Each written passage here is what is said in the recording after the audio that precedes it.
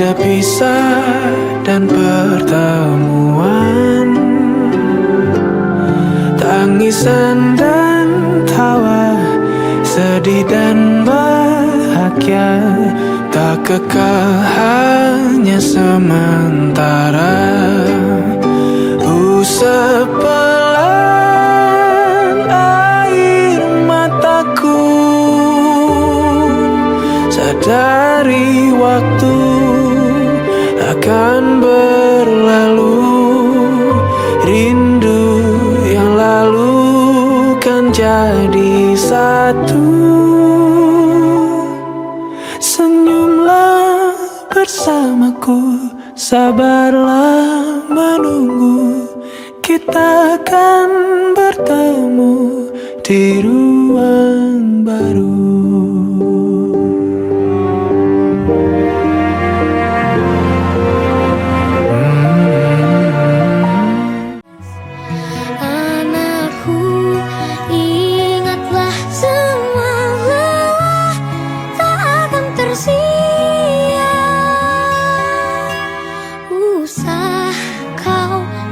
Pada keras dunia, akhirnya takkan ada akhir. Doaku agar kau selalu arungi hidup berbaru, senyuman di hati.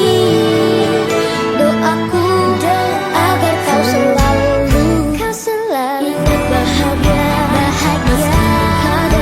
Hidup tak baik saja. Nyanyian ini bukan sekedar nada. Aku ingin kau mendengarnya dengan hatimu, bukan telinga. Ingatlah ini bukan sekedar kata.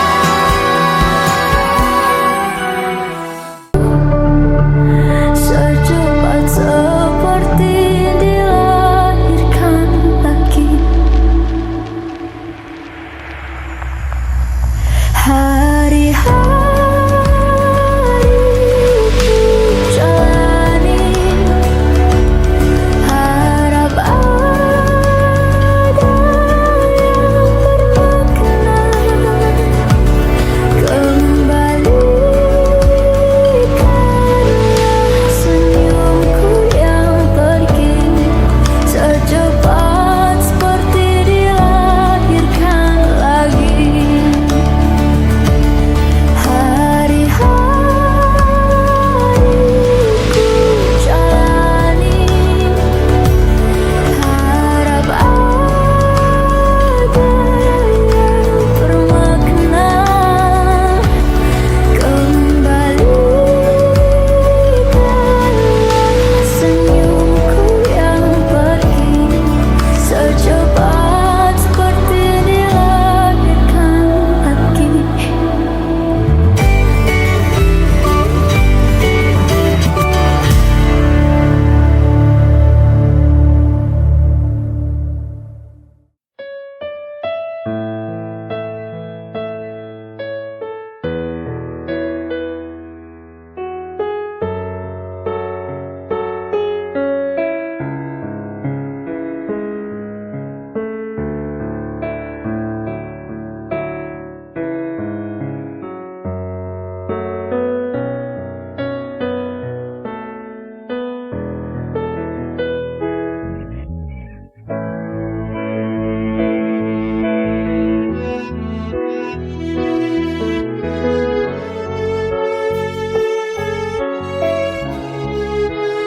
Ini memang kita percayai.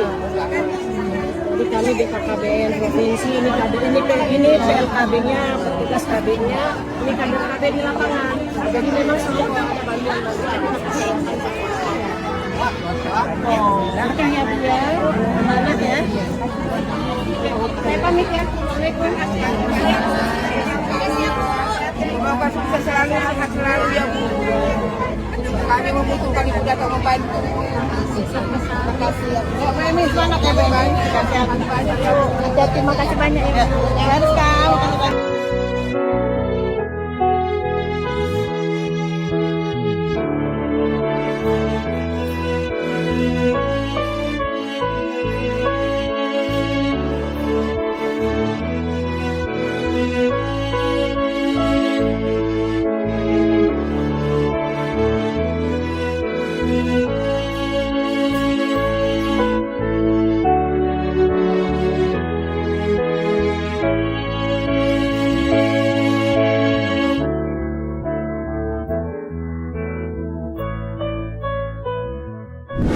Halo Sobat Besti, kembali lagi nih kita di Ngopi Besti. Nah, hari ini teman-teman, kita berada di segmen Kabari, yaitu Kabar Hari Ini. Bersama aku, Kenjo Kabeto, selaku host yang akan menemani kalian. Dan juga please welcome Kak Milna Khairunisa, MPC. Halo. Halo semua. Halo Kak Milna. Nah, Sobat-Sobat Besti, aku pengen kenalin Kak Milna nih. Jadi Kak Milna ini adalah seorang konselor di Satya Gatra Andaliman, tepatnya di Kemenduk Bangga BKKBN Sumut. Dan juga Kak Milna ini adalah dosen di salah satu perguruan swasta di Kota Medan. Wow. Nah, Kak Milna, kita ngopi Yes. dulu nih Kak, sesuai Boleh. dengan tagline kita. Ngopi. Boleh? Ini kopi dari mana? Nah, kurang tahu juga sih Kak. Ini pakai tas? Oke. Tos. Bismillah.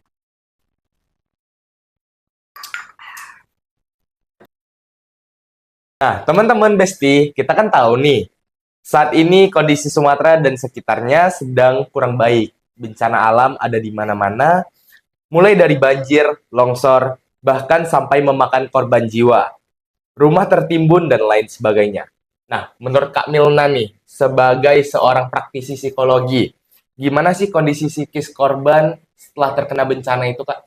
Ya, pertanyaan yang baik ya untuk kali ini memang di kita prihatinkan untuk bencana ya di Sumatera Utara khususnya di Langkat, di Tanjung Pura itu lagi terkena banjir kemarin ya Kenzo. Nah, kebetulan kita di BKKBN dan di beberapa kegiatan itu turun dan melihat itu kemarin di H+7 kejadian bencana ya bencana banjir dan yang hujan nggak turun-turun itu ya 3 hari dan itu aku baru itu ngelihat seumur hidup ada hujan yang nggak berhenti-berhenti selama 3 hari ya mungkin itu dirasakan setiap orang khususnya juga korban-korban di sana ya kita bilangnya mungkin korban ya karena korban bencana yang memang menghadapi langsung bencana itu terjadi di mereka khususnya di Sumatera Utara. Nah, kemarin ke sana dan banyak sih sebenarnya pembelajaran yang didapat gitu dan informasi yang didapat.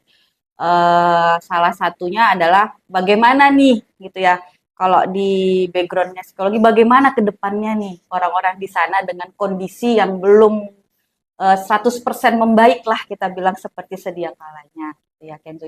Jadi sebenarnya banyak yang memang harus diperbaikin khususnya di Langkat di tempat-tempat yang sudah kita kunjungin. Kemarin tuh kita kunjungin di salah satu tempat pengungsian dan ngelihat bagaimana memang setelah bencana itu apa sih yang mereka lakukan di sana dan banyaknya di sana kehilangan harta benda udah nggak tahu lagi mau ngapain ke depannya ya banyak cerita dan seperti itu dan mungkin ada sedikit trauma yang mereka dapatkan juga. Oke, Kak. Nah, kira-kira kemarin Kakak udah sempat kemana aja nih? Ya kemarin setelah hujannya nggak berhenti-berhenti itu ya dan membersamai dan sama-sama dengan BKKBN juga kita ke Tanjung Pura ya di salah satu posko pengungsian dan itu mungkin kalau dari cerita dari masyarakat yang mengungsi di sana itu di sebuah masjid ya sebuah masjid dan emosionalnya sangat luar biasa Kenzo karena itu baru H+7 kita ke sana dan mereka masih di sana itu bingung mau ngapain mau balik ke rumahnya juga nggak bisa mau apapun juga terbatas ya karena di posko pengungsian kita tahu banyaknya orang nggak bisa beraktivitas belum lagi baju-bajunya juga nggak tahu kemana jadi itu masih ngeblank semuanya dan itu sangat nampak sih dari masyarakat yang di posko itu bingung mau ngapain gitu sementara mau balik ke rumah juga nggak bisa kondisinya kemarin di rumahnya juga masih sepinggang, ada yang sampai ke atap, rumahnya masih ada airnya. Dan sisa-sisa air pun kan masih banyak di sana. Jadi anak-anak mungkin pas H+7 itu masih bermain dengan air, tapi kita setelah ngikutin sampai sekarang mungkin ada sih pastinya berdampak buruk kepada anak-anak juga.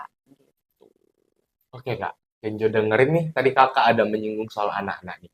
Nah, Kenjo penasaran nih Kak, apakah kondisi anak-anak di sana apakah mengalami trauma gitu Kak? Oke, kalau dibilang untuk anak-anak ya Kenzo ya Benar. khususnya, kemarin kan kita sudah pernah di Tanjung Pura, itu untuk aku pribadi tuh udah 4 kali ke Tanjung Pura, ya 4 kali, dan itu beda-beda desanya. Kalau untuk di Aceh sudah pernah juga. Nah, kalau untuk di Tanjung Pura ini kondisinya ini mungkin berbeda dengan yang di Aceh. Karena apa? Bencananya juga banjir, tetapi banjir mereka berbeda dengan banjir yang ada di lokasi lain yang terkena bencana. Nah, kalau untuk di Langkat di 4 kali kunjungan di berbagai desa itu, anak-anak mungkin yang hari ke-7 ya, anak-anak mungkin belum merasakan itu adalah sebuah bencana. Mereka belum paham bencana itu apa, kan? Dan masih cenderung main-main, main air, main becek, main prosotan di tanah, gitu. Membuat permainan yang memang di era mereka adalah tempat bermain, kan? Anak-anak kan belajarnya adalah sambil bermain kalau di gitu. Nah, ketika kita sampaikan apakah mereka trauma, di H+7 itu mungkin belum nampak trauma-trauma yang mereka dapatkan. Tapi setelah kemarin datang lagi ke Langkat, ada beberapa anak yang dipeluk pun udah nggak mau. Diajak main pun sudah mau menyendiri. Ini kan salah satu dari ciri-ciri Indikasi anak-anak trauma. ya. Untuk traumanya mungkin kita belum spesifik bisa bilang itu trauma atas kejadian bencana. Karena kalau dibilang trauma, pasti ada perilaku yang berbeda dari keseharian dia dulunya sebelum bencana, dan itu menyangkut perubahan emosional dan psikologisnya. Nah, tapi kedatangan kita mau melihat nih anak-anak jangan sampailah trauma kan gitu ya. Betul. Pencegahan sih sebenarnya kita. Dan keempat kali ini membersamai remaja, membersamai anak-anak itu kan beda ya, beda umur ya. Kalau misalnya anak-anak tuh kita ajak main masih enjoy, tapi ada beberapa anak yang ayo main nggak mau, diajak berpelukan nggak mau, diajak ngomong nggak mau, komunikasinya udah nggak gitu. Nah, ada beberapa regresi misalnya yang tadinya dia udah bebas dari ngompol, ya kan, terus dia ngompol lagi gitu, mungkin selama di pengungsian, selama sudah bencana, ini kan juga merupakan ciri-ciri dari anak itu sudah terkena trauma apa tidak, gitu ya. Nah, tapi usaha kita untuk datang ke tempat lokasi pengungsian, bersama dengan masyarakat yang terkena musibah itu kan adalah pencegahan anak jangan sampai lo trauma. Kalau anak sampai trauma itu dampaknya pada fase berikut dia gitu. Kalau anaknya anak-anak nanti dia dapat dampaknya di remaja, di dewasa. Trauma itu kan sangat berat ya dan menyangkut dengan mental anak gitu. Nah, inilah salah satu juga mungkin di BKKBN membersamai itu gitu ya kan, biar anak-anak tetap pada masa dia adalah waktunya untuk bermain gitu. Itu sih sebenarnya. Jadi 4 kali kita datang, trauma anak-anak sudah ada di beberapa anak-anak yang nampak ciri-cirinya, tetapi kita berusaha untuk trauma itu tidak beneran terjadi kepada anak-anak posko yang ada di pengungsian gitu. Oh, seperti itu Kak. Nah, baik Kak. Menurut Kakak nih, apa kira-kira langkah pertama yang sebaiknya kita lakukan untuk memulai proses pemulihan Kak?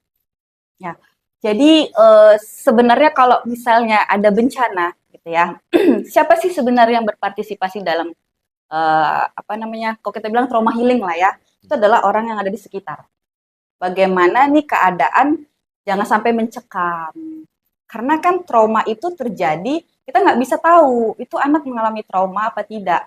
Sampai akhirnya ada ciri-ciri yang memang terjadi pada anak itu, pada orang dewasa. Kemarin cerita yang Kenzo, ada seorang remaja. Kita cerita, padahal awalnya kita cerita, jadi kita cerita menggali apakah dia trauma itu kan nggak langsung, apakah kamu trauma? Kan nggak gitu kan? Gitu. Jadi kita cerita-cerita, tapi dia nangis, tapi dia mengeluarkan air mata, tapi dia ini. Berarti ada ketakutan yang memang disimpannya. Gitu. Ternyata bukan anak-anak aja loh yang takutnya akan mengalami trauma, remaja juga gitu ya. Itu juga kita cover supaya mereka ketakutan mereka tidak berlebihan menjadi kecemasan. Kalau udah kecemasan jadinya apa? Anxiety disorder, jadi kesehatan mentalnya terganggu kan gitu ya. Jadi kita memberikan informasi yang dia padahal ujungnya dari pembahasan itu kenapa nangis terus? Kenapa? Ternyata dia takut ijazahnya itu tidak kembali karena dia sudah menyelesaikan sekolahnya yang sampai SMA itu. Yang dia takutkan itu. Nah, yang perlu hadir itu kan berarti kan orang yang memberikan informasi kepada diri dia bahwa tenang, aman, ijazah akan kembali karena ini bencananya bencana besar, bukan bencana yang kecil. Pasti dinas pendidikan, dari disdik, dari manapun pasti akan paham tentang itu. Tapi dia tidak dapat informasi sehingga ketakutan itu dialah tiap malam berpikir kayak mana ijazahku, kayak mana banjir itu, banjir lama-lama kepanikan dia, pikiran dia yang negatif itu kan mempengaruhi kecemasan emosional dan akan jadi trauma. Nah, ternyata setelah diberikan informasi dan sampai sekarang masih kontak-kontakan sih. Jadi dapat informasi tentang ijazah, ini nih coba, ini coba. Jadi dia kayak Kak, makasih ya gitu. Jadi itu adalah salah satu usaha kita, orang sekitar, orang yang punya informasi, memberikan informasi kepada orang yang terkena bencana. Karena kalau udah kalut kan ya bencana, dia mikirkan rumahnya gimana, dia mikirkan ininya itu udah pusing kan gitu. Jadi siapa yang berperan ya orang di sekitar dan orang yang punya informasi terhadap bencana tersebut itu sih yang harusnya hadir di dekat mereka gitu. Oke, Kak. Nah, tadi aku sempat ada dengar Kakak menyinggung tentang trauma healing nih, Kak. Mm-mm. Kira-kira metode trauma healing apa sih yang paling efektif untuk dilakukan pasca bencana alam, Kak? Yes. Kalau metode atau kegiatan apa untuk mengatasi trauma itu beda umur, beda usia pasti beda caranya. Nah, dari pengalaman yang sudah ke lapangan, kita menerapkan tentang bagaimana mekanisme cognitive behavior. Jadi kognitifnya itu agak diubah gitu, agak dimanipulasi lah ya, dari kesedihan menjadi kebahagiaan, dari yang ingat tentang air jadi yang menyeramkan jadi yang tidak menyeramkan. Nah, kalau kemarin kalau anak-anak ya, anak-anak kita ajak bermain, kita ajak mewarnai, kita ajak main tebak-tebakan, kita ajak dia enjoy dengan permainan, gitu. Karena usia mereka adalah usia bermain, gitu, ya kan. Nah, kalau usia Kenjo nih usia anak apa remaja? Remaja dong, Oh, Kak. remaja, kirain lansia. Nah, jadi kalau di usia remaja mereka kan sudah agak kaku gitu ya. Nah, jadi kita ajak sharing session, apa sih yang membanggakan dari diri kamu? Jadi mengingat tentang diri dia yang mungkin cantik, ganteng, dia berprestasi, itu yang kita gali, cerita gitu kan. Jadi ada kekuatan power dari si anak remaja. Oh, aku bisa bangkit nih dari bencana ini dengan kekuatan, dengan kelebihanku gitu. Kita ganti. Nah, kalau di orang tua, ini belum diapa-apain, Kenjo udah nangis. Nah, pengalamannya belum disentuh apapun, udah langsung dipeluk aja itu udah nangis. Salah satunya yang bisa dilakukan untuk ibu-ibu karena perempuan juga, ya kita peluk gitu. Karena apa? Dia mengeluarkan emosionalnya itu dengan pelukan, sentuhan, itu yang dibutuhkan. Sedih ya. Iya, karena kan banyak juga untuk lokasi dan masyarakat yang terdampak, apalagi banyak memakan korban jiwa juga kemarin, Kak. Nah, kira-kira nih, Kak, Kenjo mau nanya lagi, seberapa penting untuk peran keluarga dan juga komunitas dalam proses penyembuhan trauma itu, Kak? Penting kali. Aku udah cerita gini nih penting ya. Kayaknya butuh tisu ya. Kita butuh tisu nih kayaknya. Boleh nangis nggak sih di sini? Boleh, silahkan, Kak. Boleh ya. Iya nih, karena ini menyangkut perkembangan sebenarnya. Aduh. Boleh diminum dulu nggak sih ini? Boleh, silahkan, Kak.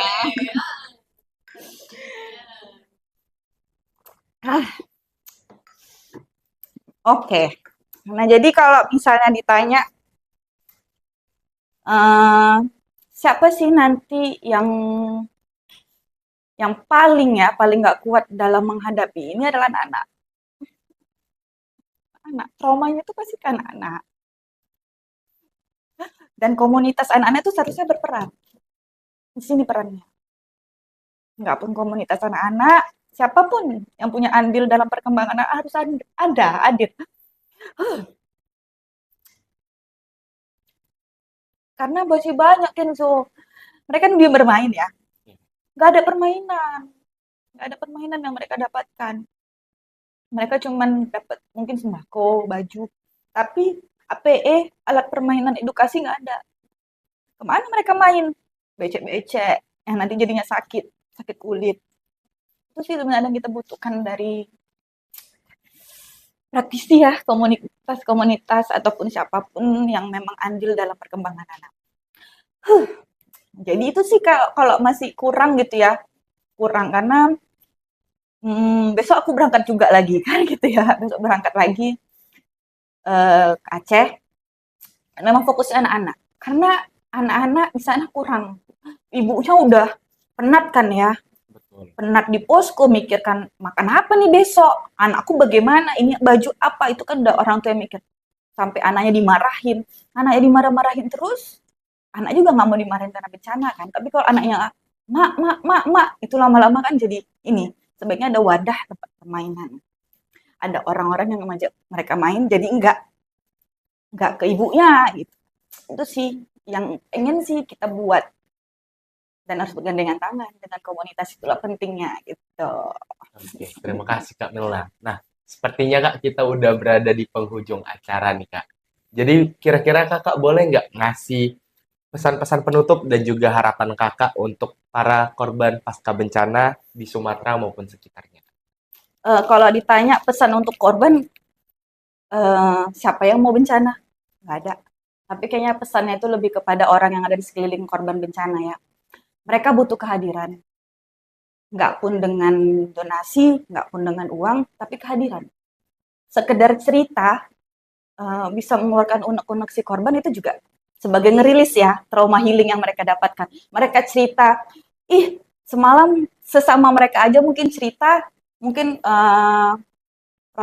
problemnya juga sama, tapi cara mengambil keputusan, jalan keluarnya berbeda. Semalam saya masak dengan kayu bakar misalnya karena gas. Oh iya ya, dapat dari mana kayu bakarnya? Sekedar itu kan juga berarti mengurangi Terbagi masalah. iya, terbagi masalah, dan itu juga bisa melepaskan trauma-trauma mereka gitu.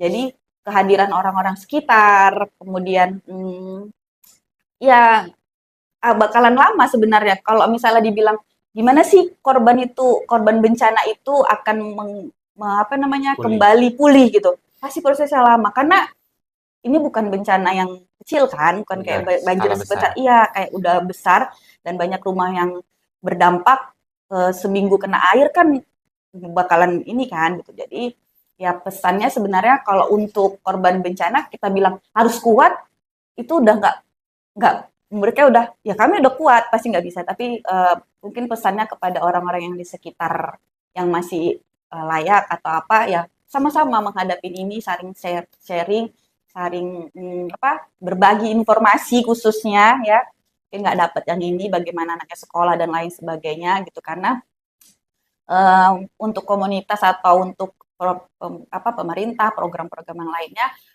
concern ke anak khususnya ya, karena anak happy mukanya tapi hatinya kita nggak ada yang tahu ya kan, dan trauma mereka nggak bisa bilang mak saya trauma, beda sama remaja mungkin langsung bisa bilang cerita apa yang mereka rasakan, tapi kalau anak-anak ini kan nggak bisa. Jadi pendampingan kepada anak lebih diperbanyak karena pasca bencana lebih sulit. Kalau pasca bencana bangun rumah selesai, tapi kalau emosional dan psikologis itu lama dampaknya gitu kan, dampaknya itu lama. Jadi secara psikologis, secara emosional tolong didampingin dari korban-korban bencana. Tapi banyak sih sekarang yang udah berpartisipasi ya, maupun dari Sumatera dan dari Jawa juga banyak relawan udah banyak ya. Nah, mudah-mudahan lebih fokus kepada remaja, anak dan orang tua yang ini. Jadi membawa donasi, membawa bantuan, tapi juga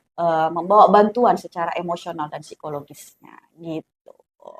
Oke, terima kasih banyak Kak Milna. Obrolan hari ini tuh benar-benar memberi kami banyak ilmu dan juga ngebuka wawasan kita banget nih teman-teman. Kita doakan yang terbaik untuk semua korban bencana, banjir dan tanah longsor yang terdampak, baik di Sumatera maupun sekitarnya. Semoga para korban bisa diberi kekuatan juga kemampuan untuk melewati semua ini dan semoga segera pulih Amin, untuk amin, amin, Sumatera amin. dan Aceh. Amin. Oke Kak, karena kita udah berakhir nih dan biar Kakak nggak sedih lagi, yuk kita ngopi lah. Boleh. Ini ngopi sebagai ini ya, efek dopamin ya. Iya Kak, Oke, trauma biar nggak healing sedih Kak. lagi. Ini Kenzo yang buat. Enggak dong Oh, Kak. enggak ya. Oke Kak, karena udah berakhir, boleh dong kita sapa dulu teman-teman. Nah, tadi Kenjo lupa jelasin nih Kak, kalau kita Oke. ada tagline yang namanya Ngopi Besti. Oke, ada gerakannya berarti ya. Ada gerakannya Kak. Ngopi, Besti. besti gitu. Oke. Oke. Sampai jumpa teman-teman Besti di Ngopi Besti Besti. yang selanjutnya. Jangan lupa like, comment, and subscribe. Dadah!